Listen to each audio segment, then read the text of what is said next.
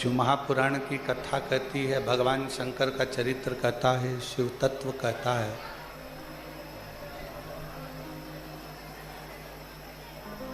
दूध को कीमत वाला बनाने के लिए भगवान ने उसको घी बनाया, और घी इतने आसानी से नहीं बन जाता।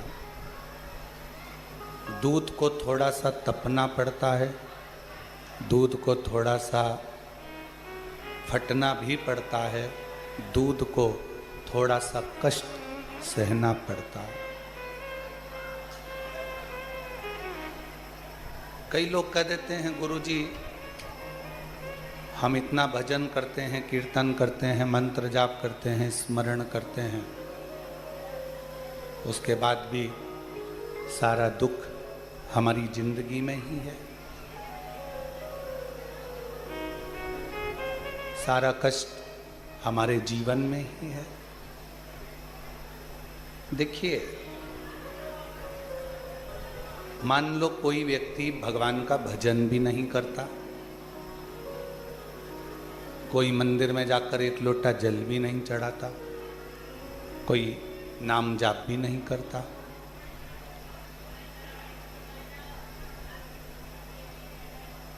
उसने एक लोटा जल भी नहीं चढ़ाया, नाम जाप भी नहीं करा, स्मरण भी नहीं करा,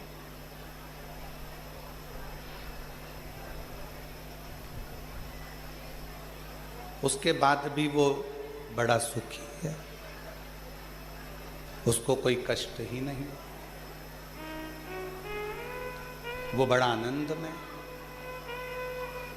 और जो रोज भगवान के मंदिर भी जा रहा है, भजन भी कर रहा है, स्मरण भी कर रहा है, कीर्तन भी कर रहा है, नाम जाप भी कर रहा है, उसके बाद भी उसकी जिंदगी में तकलीफें पीछा नहीं छोड़ रही।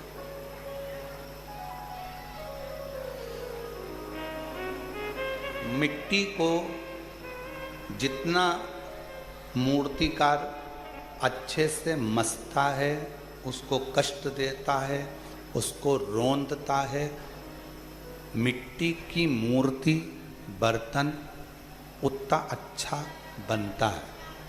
मान लो भगवान ने तुम्हारी किस्मत में थोड़ा सा दुख, थोड़ा सा कष्ट ज़्यादा लिखा है, तो ये चिंता मत करना कि भगवान हमको कष्ट ज़्यादा दे रहा है। हो सकता है वो तुम्हारी मूर्ति वो कुछ अच्छा करना चाह रहा, वो कुछ श्रेष्ठ करना चाहता।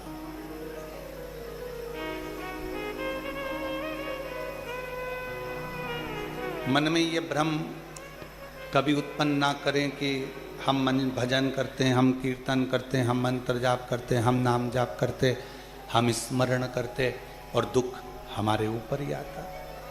नहीं, कोई संसार का ऐसा कोई व्यक्ति नहीं है जिसकी जिंदगी में थोड़ी ना थोड़ी तकलीफ नहीं है, थोड़ा ना थोड़ा कष्ट सबके जीवन। बस कोई उस कष्ट को हंसकर झेल लेता है और कोई उस कष्ट को रोकर झेलता है। भदौरिया जी, ये जो पेटी है ना बीच में, उस पेटी को या तो एक साइड कोने में कर दो या अंदर निकाल के एक साइड कर दो। ऐसा थोड़ा सा रास्ता करके उसको इधर निकाल दो तो लोगों को बैठने में दिक्कत नहीं आएगी और दर्शन में दिक्कत नहीं आएगी। ये वाली नहीं, वो वाली बीच वाली।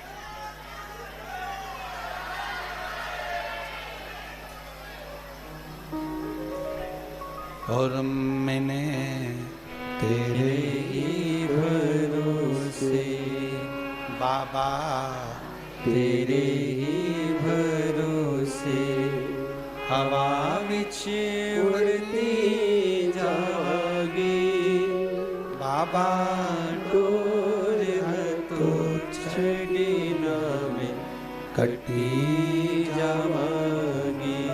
भोले मैं तेरी कसम शंभु मैं तेरी हवा बिच उड़ती जावांगी बाबा डोर हतो छड़ी ना में कटी जावांगी।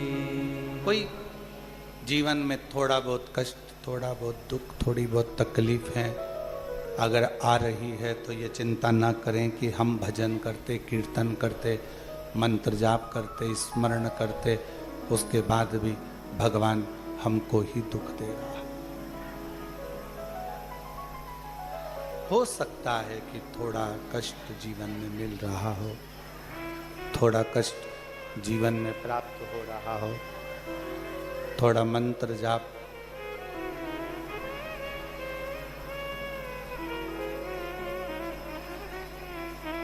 होने दो। फिर कोई कहे कि गुरुजी वो हमारे पड़ोसी हैं, हमारे रिश्तेदार हैं, कभी भगवान का भजन नहीं करते, कीर्तन नहीं करते, मंत्र जाप नहीं करते, स्मरण नहीं करते।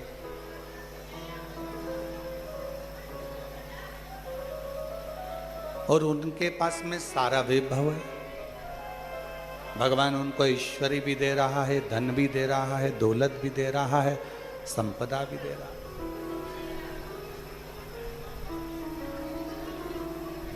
हो सकता है उसका पूर्व का कोई प्रारब्ध हो,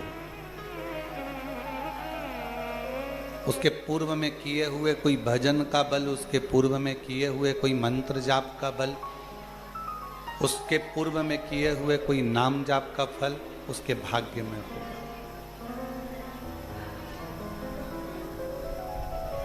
और हमें जो मिल रहा है वो भी हमारे पूर्व के प्रारब्ध का। थोड़ा दुख ज्यादा मिल गया, थोड़ा कष्ट ज्यादा मिल गया, थोड़ी तकलीफें ज्यादा मिल गई, कोई बात नहीं। और तेरा ही दिया मैंने खाया पिया है, तेरा शुक्रिया है, तेरा शुक्रिया है। मुझे भोले बाबा ने बहुत दे दिया है, तेरा शुक्रिया है, तेरा शुक्रिया है। पेट का काम है पाप करना,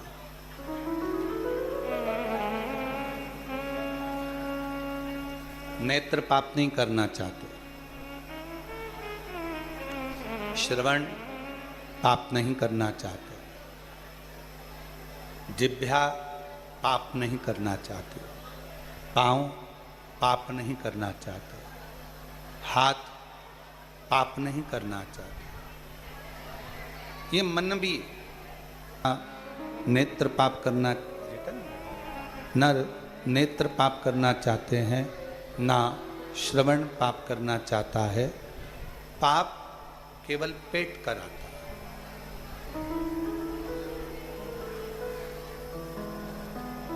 जब भूख लगती है, जब उसको लगता है कि मुझे जरूरत है,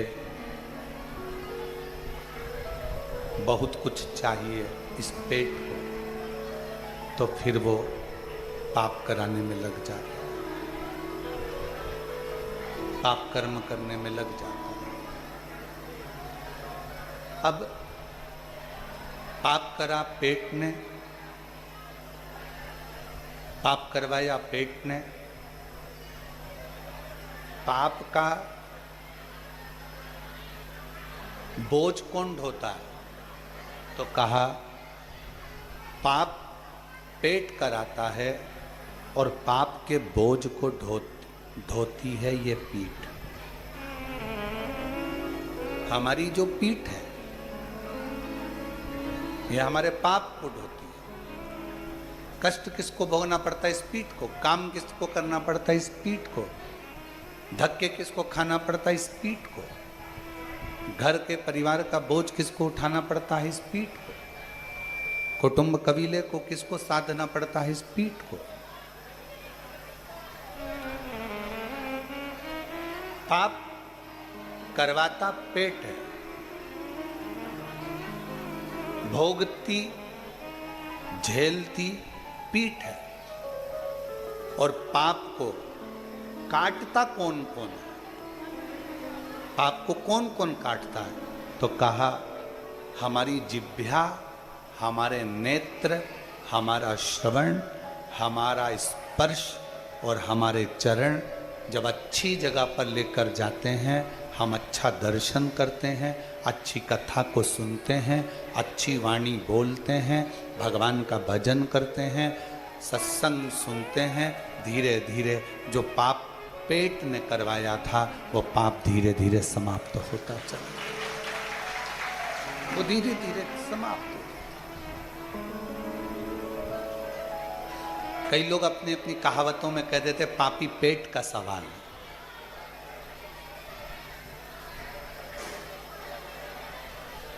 ये पापी पेट का सवाल है। कई लोग अपनी अपनी वाणियों में, अपनी अपनी भाषाओं में, अपने अपने शब्दों में, अपनी अपनी बातों में कह देते हैं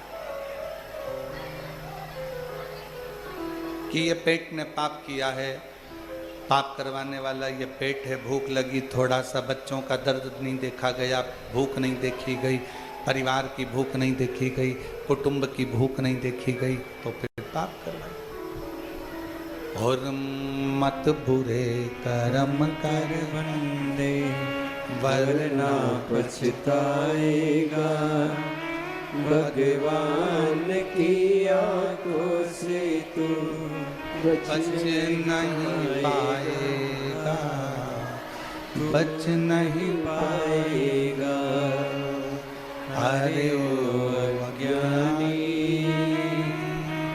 मत कर नादानी, अरे ओ अज्ञानी मत कर नादानी।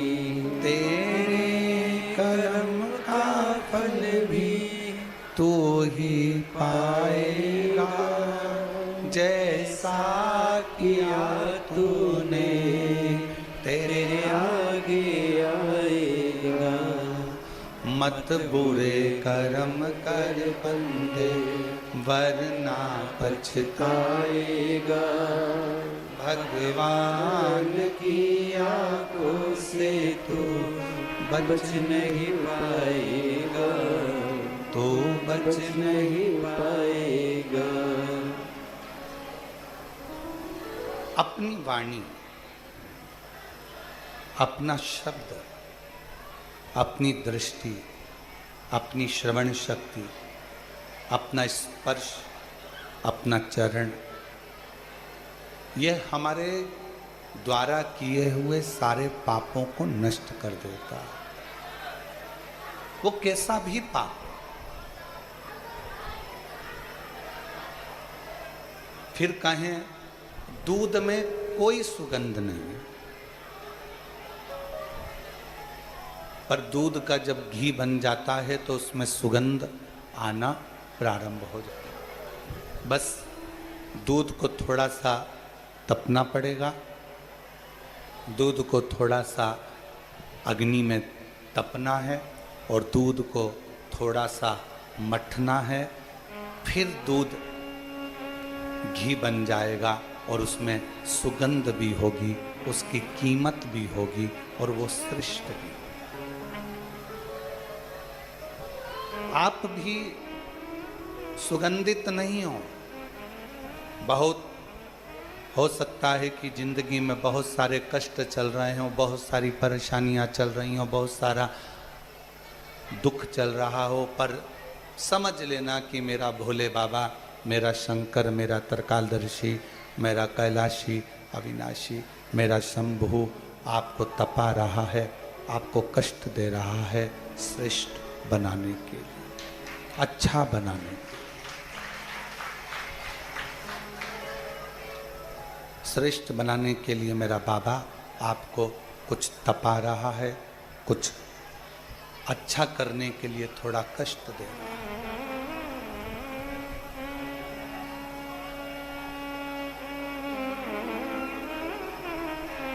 कितना तपा माता सती ने।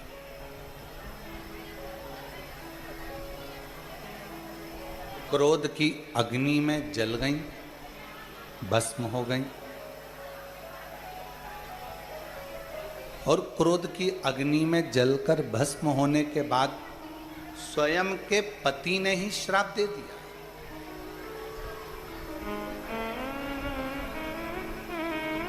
भगवान शंकर ने ही श्राप दे दिया। हे सती, एक अच्छा कार्य यज्ञ का हो रहा था और उस यज्ञ में तुमने अर्चन डाली, उसमें तुमने अर्चन दी। आप कथा सुनने के लिए आए हो, कथा श्रवण करने के लिए आए हो। ये कथा लातूर वालों की ओर से, ओसा वालों की ओर से, शिव प्रतिष्ठान की ओर से ऑनलाइन चल रही है। अब आप कथा श्रवण करने आए हो, बैठे हो, ऑनलाइन कथा चल रही है।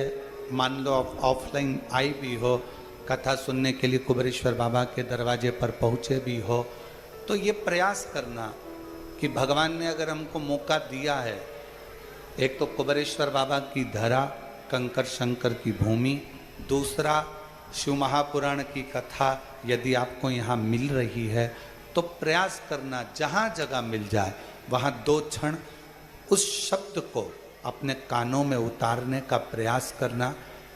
कथा चलते में जब श्री शिवाय नमस्तुभ्यम बोलने का मौका हो तब इस जिह्वा को खोलना, बोलना, और फिर इस मन का काम चालू हो जाएगा। ये मन बाबा से अपने हृदय की बात कहना प्रारंभ कर देगा और शिव उसे स्वीकार करेगा, शंकर उसे स्वीकार करेगा। शिव कथा कर रही है, सती मैया अग्नि में जलकर भस्म हो गई। शिवजी ने श्राप दे दिया कि तुम कोयल की योनि पाओ, क्योंकि तुमने गलती करी है।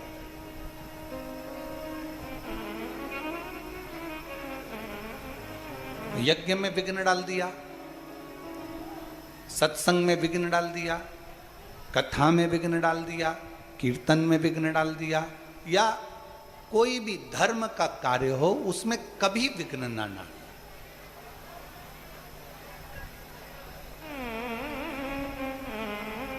मौका लगे, भगवान अगर तुमको ऐसा मौका देना, हम तो भोले बाबा से यही प्रार्थना करेंगे कि बाबा जितने लोग आस्था पे सुन रहे हैं, जितने लोग ऑनलाइन सुन रहे हैं, फेसबुक यूट्यूब पर सुन रहे हैं, जितने लोग इस कुबेरेश्वर बाबा की धरा पर श्रवण कर रहे हैं, मेरे भोले बाबा, हे कुबेर भंडारी, इनके भंडार ऐसे भरना कि ये भी जिंदगी में एक बार शिव महापुराण की कथा अपने जीवन में करा सके।